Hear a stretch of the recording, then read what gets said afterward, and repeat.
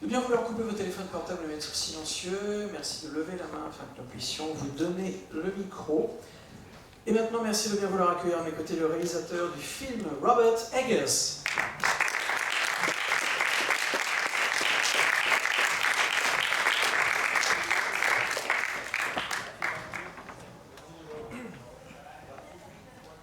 Y a-t-il une première question dans la salle, monsieur? Good afternoon. This must be the most extreme movie about bad roommates. What gave you the idea for making this picture?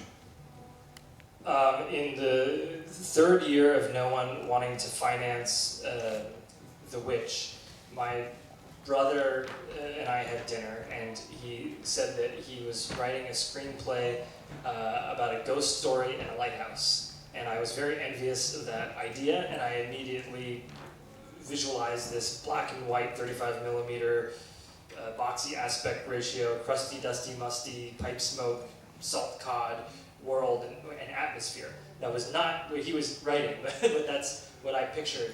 And a couple months later, I asked him how it was going, and he said, it's not going very well, so I asked if I could take a crack at it. So I started researching.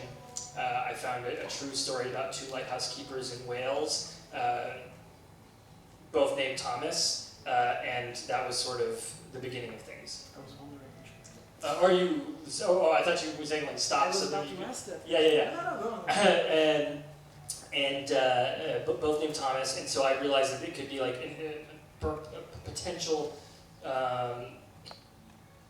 interesting situation to be a two-hander about identity.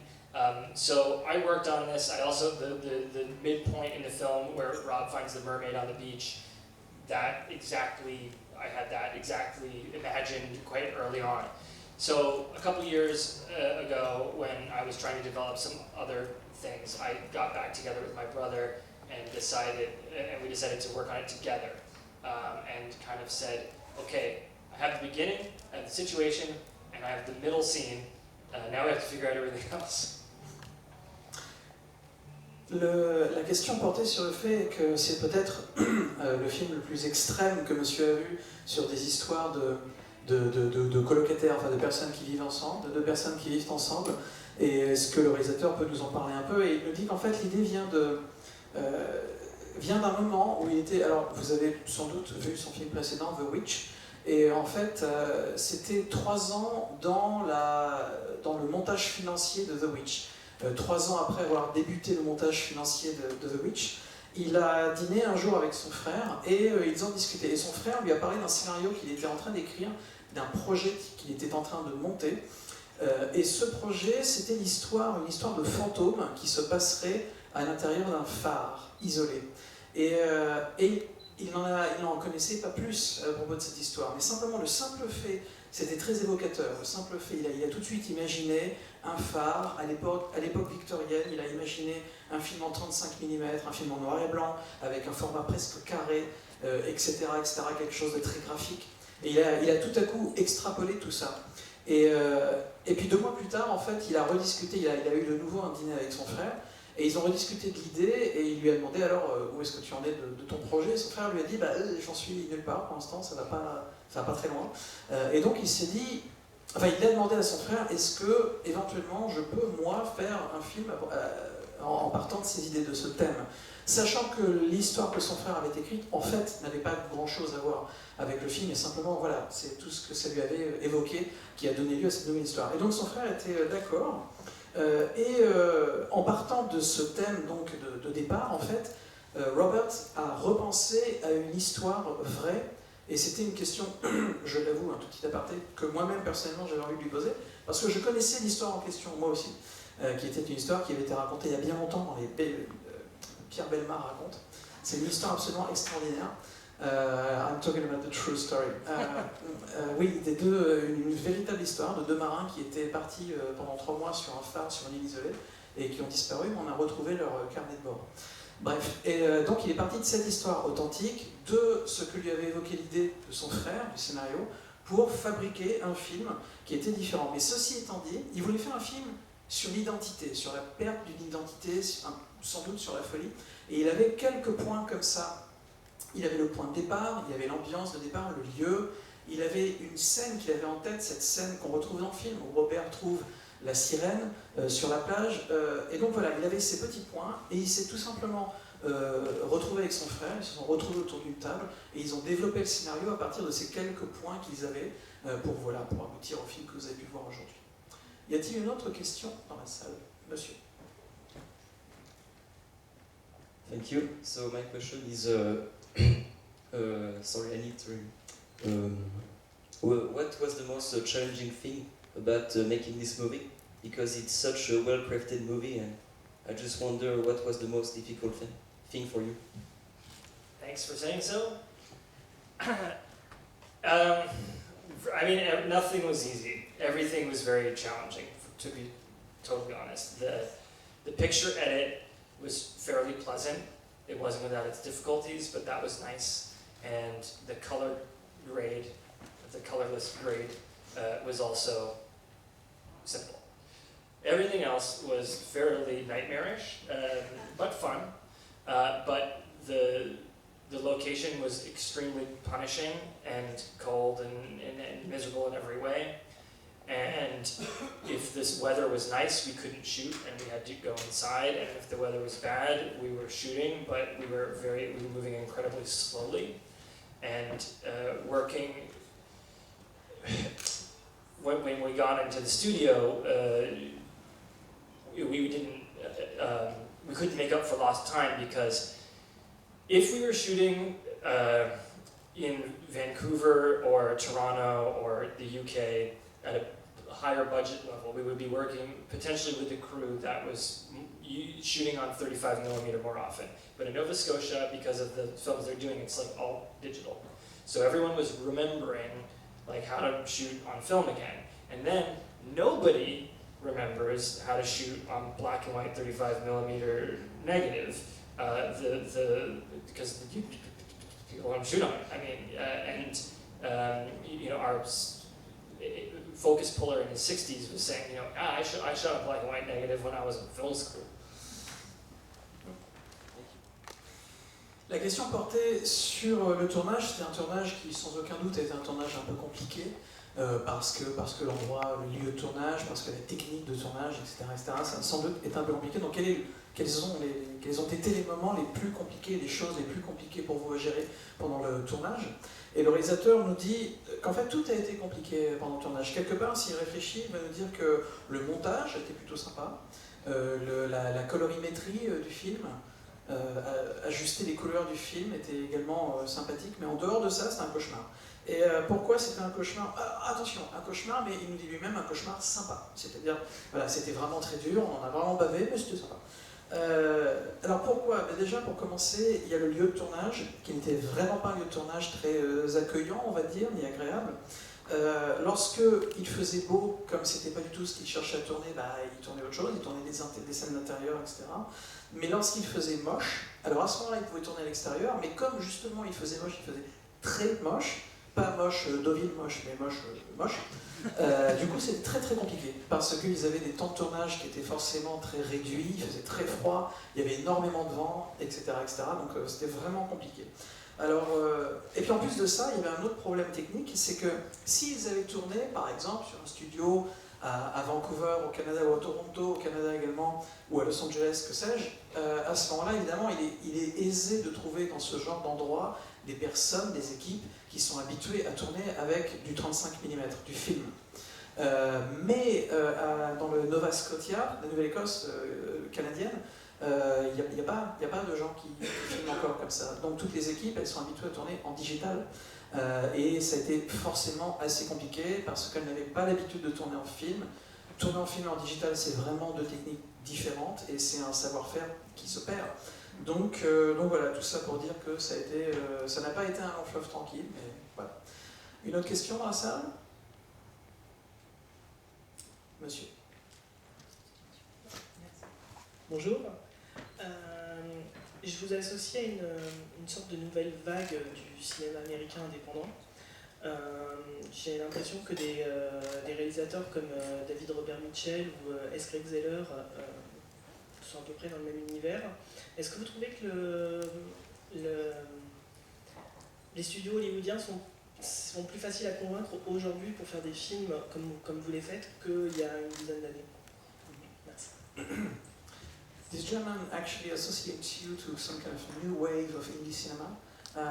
I mean, directors such as David Robert Mitchell and so on are making movies which are not the same, but in the same spirit, let's say, same universe. And would you say that today Hollywood studios are more easy to convince to make movies a bit different, like, you know, the kind of movies, like, for example, the movie we saw today? Hollywood studios are not wanting to finance anything but franchise movies. But independent studios and some smaller studios in Hollywood are happy to take risks on interesting personal films that are real cinema if they have the safety, financial safety umbrella of being a genre film. And so people like me and Mitchell and Ari Aster and Jordan Peele and so on and so forth have an opportunity to and Jennifer Kent have an opportunity to make these more unique films. And it is a nice time for that. Les grands studios hollywoodiens n'ont pas envie de produire des films qui sont autre chose que des films de franchise. De franchise, je parle évidemment, vous avez compris. Et bien sûr, il ne dit rien de mal hein, ici, mais c'est un fait. C'est un fait, et donc c'est vrai que c'est surtout les studios indépendants à Los Angeles et ailleurs d'ailleurs, hein, parce qu'à Los Angeles il n'y a pas que des grands studios, c'est surtout les studios indépendants qui prennent des risques, mais qui sont heureux de prendre des risques, pour pouvoir délivrer des films intéressants, donc des films avec voilà, un regard différent, un discours différent, une forme différente. C'est possible de le faire au travers des studios indépendants. Les grands studios hollywoodiens, ça ne les intéresse pas. Et donc les films de genre peuvent s'épanouir au travers de toute cette myriade de petits studios qui heureusement existent, et c'est comme ça qu'on peut voir les travaux intéressants et novateurs de réalisateurs comme lui-même, et également de réalisateurs comme David Robert Mitchell, comme vous l'avez cité, Jordan Peele, ou Jennifer Kent, la réalisatrice de Babadook, dont vous vous souvenez peut-être, sûrement, qui vient de réaliser son nouveau film Nightingale. Et voilà, c'est comme ça qu'on a plus de possibilités en tant que réalisateur, nous dit-il, de pouvoir faire des choses intéressantes en dehors du système des grands studios hollywoodiens. Y a-t-il une autre question dans la salle? Oui, monsieur ici. You again. Yeah, sorry. I read that you built a proper lighthouse for the movie. How did you do it? How did you do it? And also, what happened to the lighthouse afterwards, after the shooting of the movie?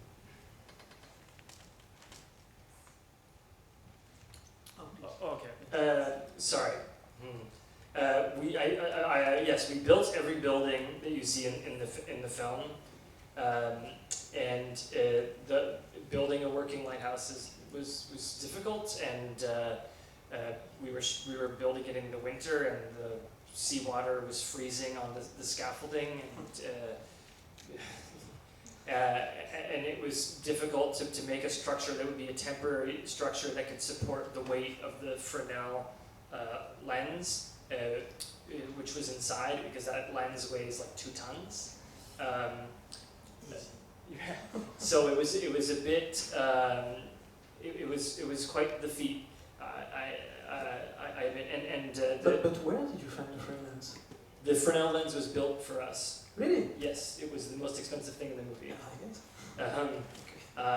But well, the thing is, it was very costly to ship and insure a Fresnel lens, and also the Fresnel lenses that were easily available were either a second or first order, which could be like 8 to 13 feet high,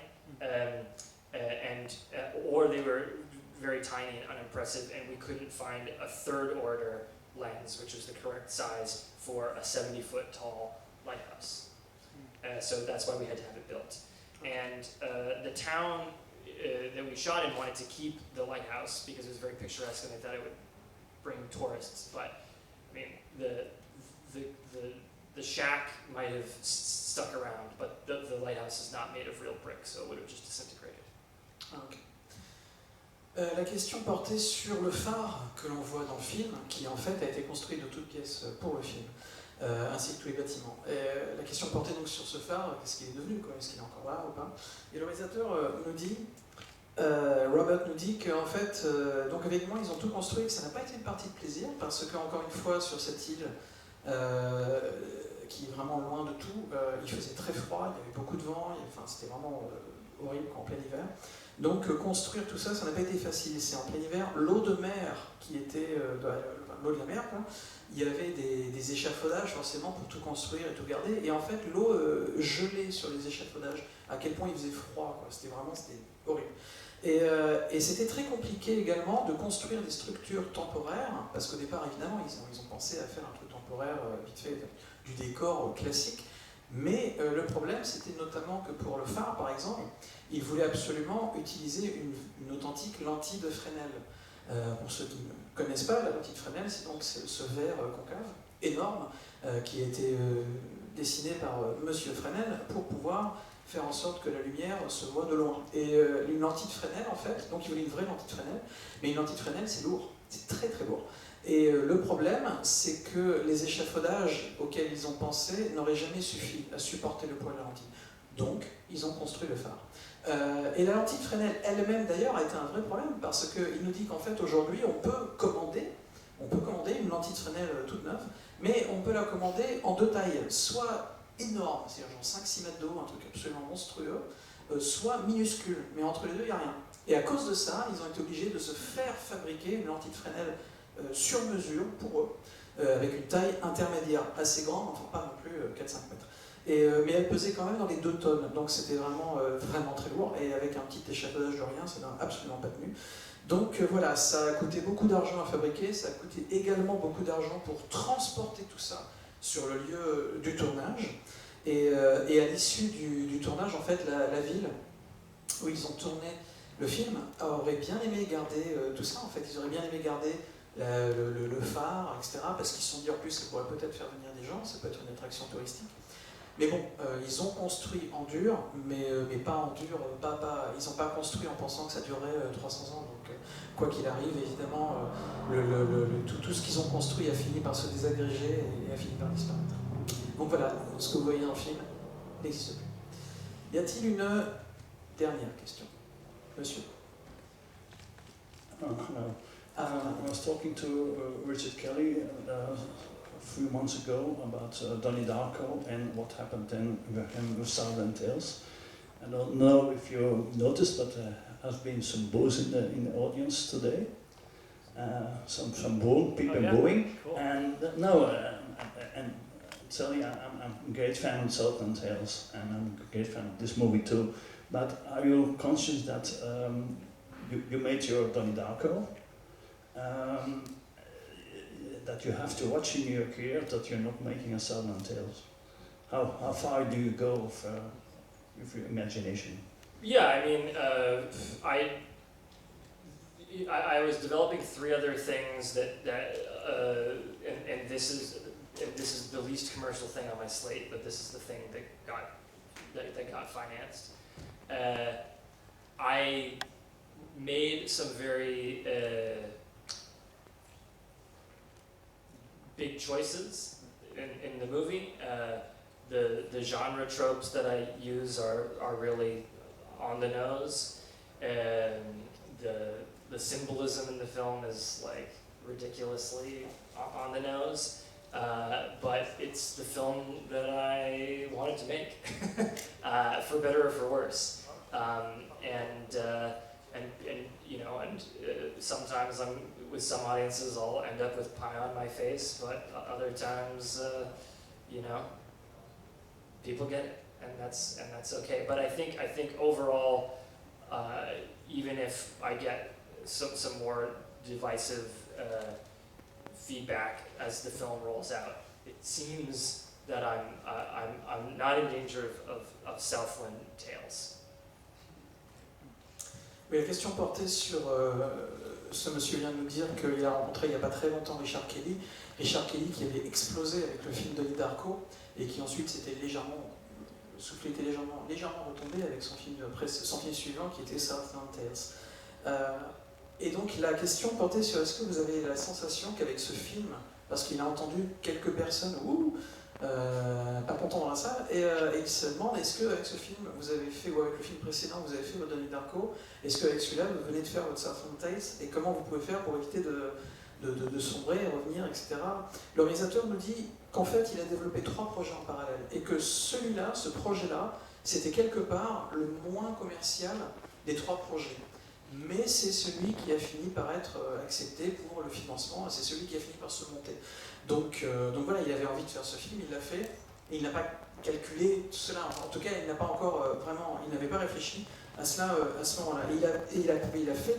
Il a pris des choix risqués, clairement. Il a décidé de faire un film de genre, qui forcément divise beaucoup et réduit the range. La possibilité d'être vu par un public large. Et puis, il a également décidé d'utiliser beaucoup de symboles dans le film, un symbolisme qui parfois peut être assez lourd également pour les spectateurs. Bref, il n'a pas fait un film facile. Il en a conscience, bien sûr. Bon, évidemment, le fait d'avoir un casting comme ça fait que quand même, mais bon, il en a conscience. Mais après, voilà, même si c'est vrai que jusqu'à maintenant, les retours qu'il a par rapport à ce film-là sont évidemment très divisés, il se trouve que voilà, c'est le film qu'il a envie de faire à ce moment-là et puis qui vivra verra. Une dernière question, donc, pardon, monsieur. The movie has these disturbing scenes, but I was wondering, there was also lots of humor in the movie. So I was wondering, was your goal to make a really like full-on horror movie or a horror comedy movie? Yeah, I mean, the movie is not scary. I don't think it. I mean, some people have told me that they find it to be a horror movie. I don't think it is, even though it has horror genre tropes. But it was intended to be a mea culpa after The Witch, which takes itself so damn seriously and is practically humorless aside from a little bit of stuff with the twins. Sorry for the highfalutin references here, but I was thinking about how Tarkovsky is generally humorless and his hero Dostoevsky is hilarious, like you're rolling on the ground when you're reading it. And so I thought if I was going to make another miserable movie, we should be able to laugh at the misery. La question portait sur le fait que dans le film, il y a beaucoup de scènes dérangeantes, mais qu'en même temps, il y a également de l'humour. Il y a également des moments où, peut-être pas on rigole par terre, mais où on sourit. Et donc, est-ce que le but du réalisateur, c'était de faire un film vraiment d'horreur pure, ou est-ce que c'était de faire un film d'horreur, mais également une comédie, une espèce de mélange des genres? Et Robert nous dit qu'en fait, pour lui, même s'il a entendu beaucoup de spectateurs dire que c'était un film d'horreur, lui ne considère pas le film comme étant un film d'horreur. Il a voulu faire quelque chose d'un peu plus léger et donc de différent de son projet précédent qui était donc The Witch, The Witch pour le coup est un film qui se prend vraiment au sérieux, c'est pas drôle du tout, quoi. C'est pas le but du film et on le sent très bien en voyant le film, alors que dans celui-là il voulait faire quelque chose d'un peu différent, un peu de la même manière qu'on pourrait finalement séparer les travaux de Tarkovsky et de Dostoevsky, puisque l'auteur préféré de Tarkovsky, d'Andrei Tarkovsky, pardon, c'est pas facile à dire, était Fyodor Dostoevsky. Et de la même manière que les travaux, les films de Tarkovsky sont durs, eh bien les bouquins de Dostoevsky, les livres, pardon, de Dostoevsky ont une légèreté. Parfois on peut rire, on peut sourire, et il voulait jouer un peu sur cette corde-là avec ce film-là. Un film qui est encore une fois pas foncièrement drôle, mais effectivement de temps en temps il y a des scènes qui relâchent un peu l'attention. C'était son but en tant que réalisateur. Et cette conférence de presse est terminée. The press conference is now